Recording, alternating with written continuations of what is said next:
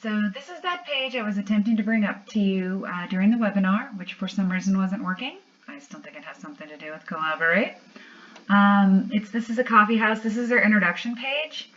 Again, they can post items here as files, which you guys could see during the webinar. But there's also all of these other little conversations going on. They're posting links. Several students are talking to each other. If you scroll down, they've got emojis and links. Someone has a picture down here further. I thought it was pretty cool. Again, there are 20 students talking to each other about different things.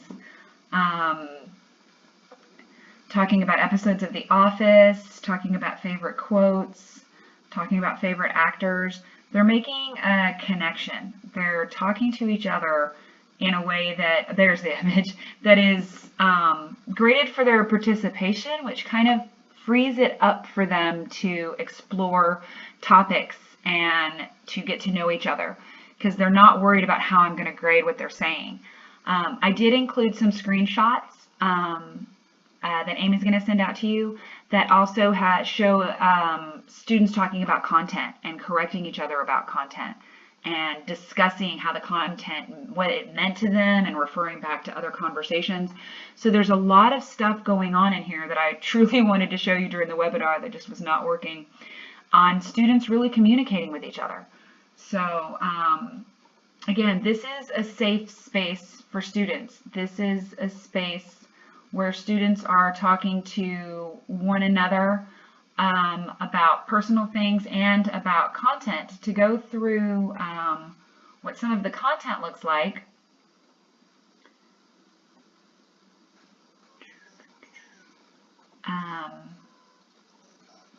So here, these are students talking about content, posted it late. There's me in there saying, hey, this is great what you're doing. These are students listing things that they find beautiful and then sharing opinions on that. And again, there's lots of students interacting with each other in different ways. I mean, this post alone has almost every student in the class saying something about it. So again, I was trying to show you a different way. I don't see this kind of communication happening in discussion boards. It's not visual, where you can scroll through and look for a conversation that you want to have. It's a lot more structured and buttoned down. This is a lot more free. I had wanted to show you what some of the final projects look like, in a way that students get to share their final projects.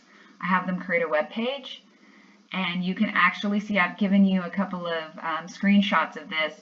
Students can share images online. They can share, this is one on tattoos, then share their thoughts on it, and then comment on their final projects and communicate about what they've done, so it just doesn't live in this one spot. So that's what I wanted to share with you. I understand this is an extra 3 minutes that you have to look at, but it's kind of what I really wanted to share with you during our presentation, and I just could not get it to work. So thank you again for coming to my webinar, and I hope that this additional information helps. I'm trying to get everybody added to my website that wanted to see it. So if you would like to see it, just email kpope@austincc.edu. Thanks.